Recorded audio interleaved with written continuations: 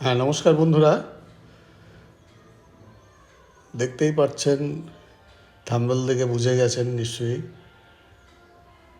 আজকে আমার এই 7 মাসের যে পরিচর্যা, যে কষ্ট,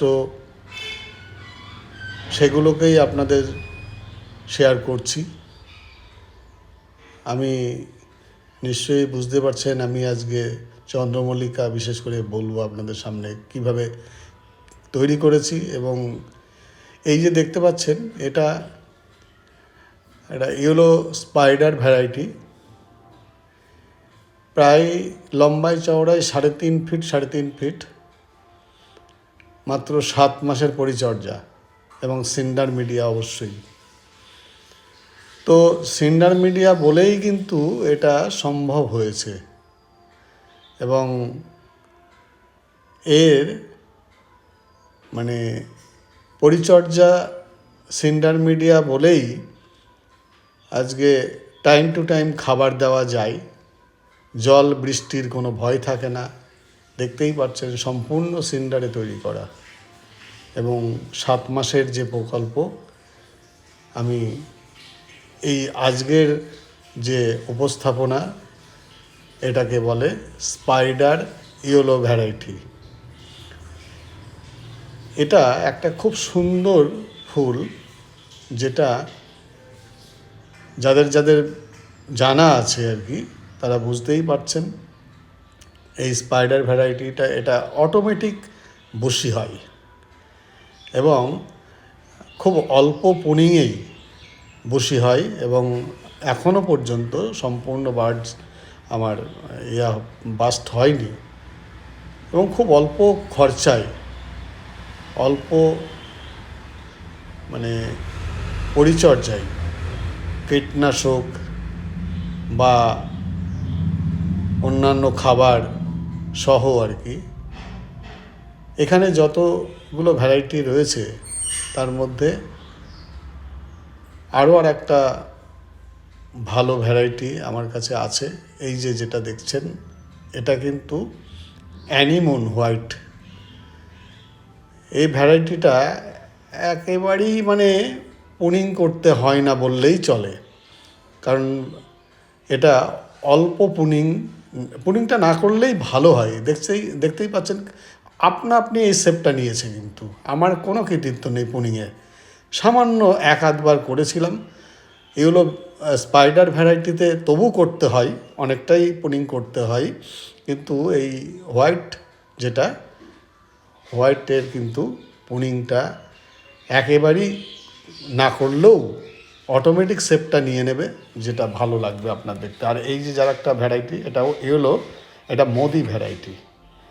এটা একটা ভালো আইডি, খুব সুন্দর চাপা ফুলের মতো দেখতে।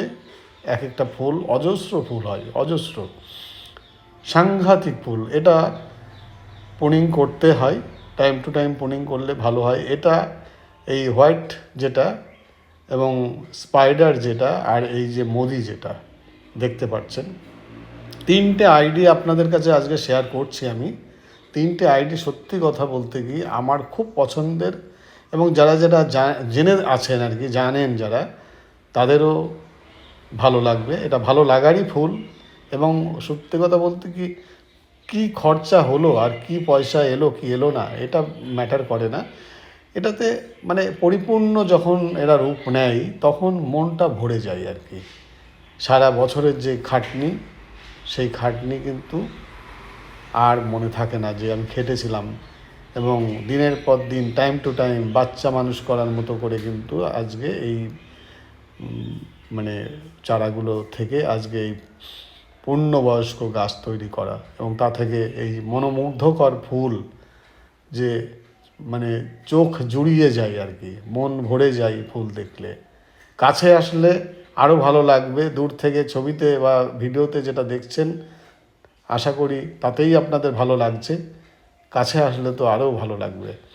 আর আমার খুবই পছন্দের এবং প্রত্যেকেরই পছন্দের যে বোগেনবিলাস বা বাগান বিলাস, এটা গাছে কোনো পাতা নেই। এটা দেখুন, শুধু ফুল আর ফুল। এই ফুল একদিনে তৈরি হয়নি, গাছটা অনেক বড় বুঝতেই পারছেন, এবং দুটো গাছ একসাথে সারা বছর ফুল দেয় এমন একটা ভ্যারাইটি। এটা সম্বন্ধে পরে আপনাদের সঙ্গে এর আইডি সম্বন্ধে বলবো।